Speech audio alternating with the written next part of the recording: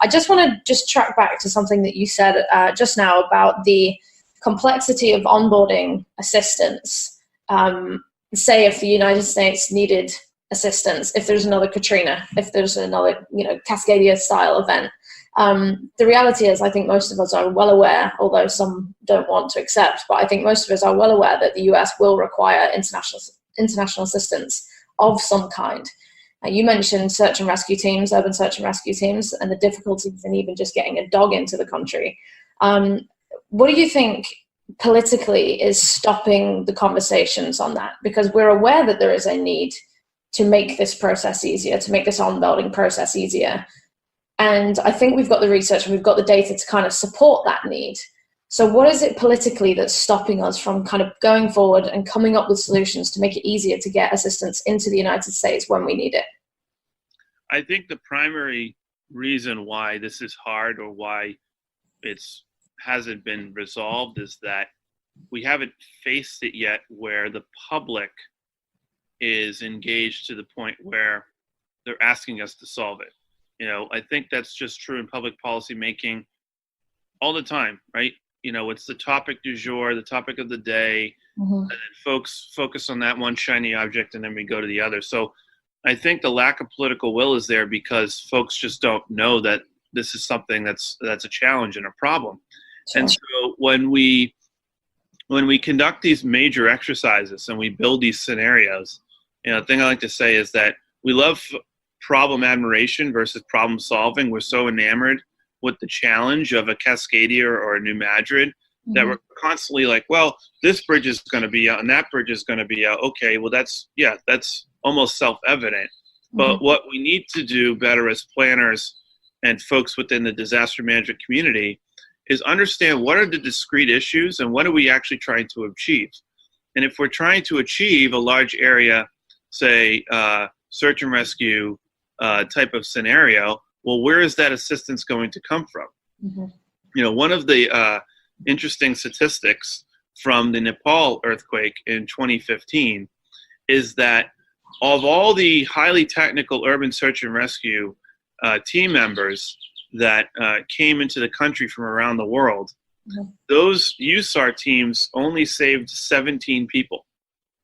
Wow. Whereas the local populace, the neighbors helping neighbors, so to speak, they saved tens of thousands of people because they're closest to the problem.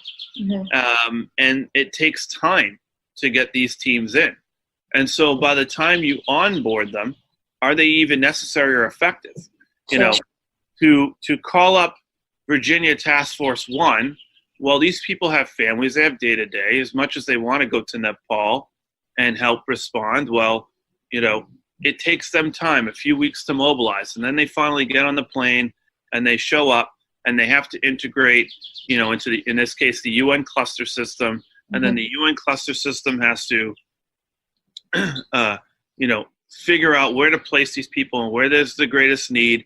And so this complexity of organization, I think, gets in the way. But to come full circle on your question, why is it a challenge? Is because we've never had to face it here.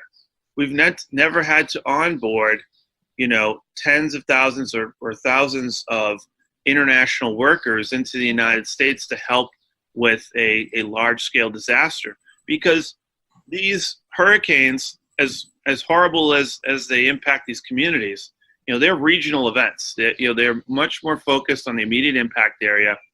Whereas when we looked at the Cascadia subduction zone, we did the analysis using the Department of Energy National Laboratory modeling and simulation capabilities.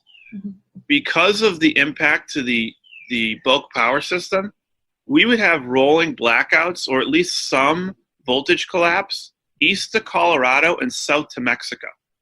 Right. For a subduction zone incident that happened off the coast of Oregon.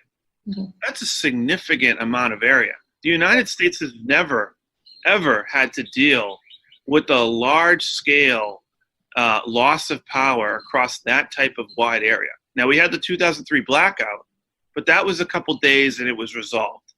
And keep in mind, that was a tree that impacted a wire that created a cascading effect to cause a 2003 blackout? A tree.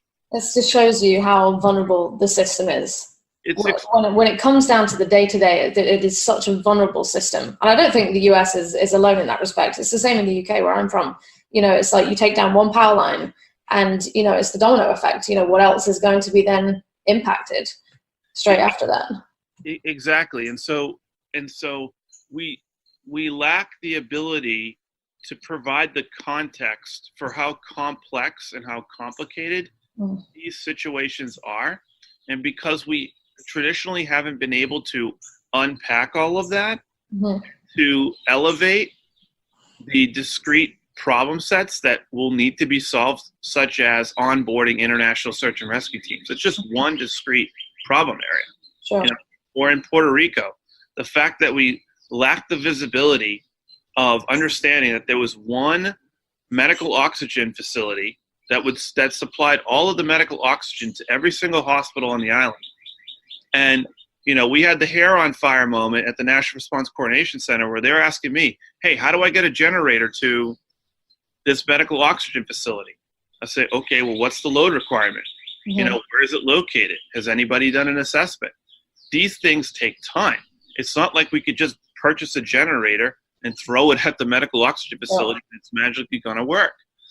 So where we need to go moving forward, and this is why we're so focused on these particular issues at disaster intelligence, is how do we leverage technology and data to be able to lift up through the noise of problem admiration, to parse out the individual discrete, you know, issues that we can assign a task force or assign a working group or assign a series of leaders or a group of leaders to just focus on fixing one discrete problem in blue skies.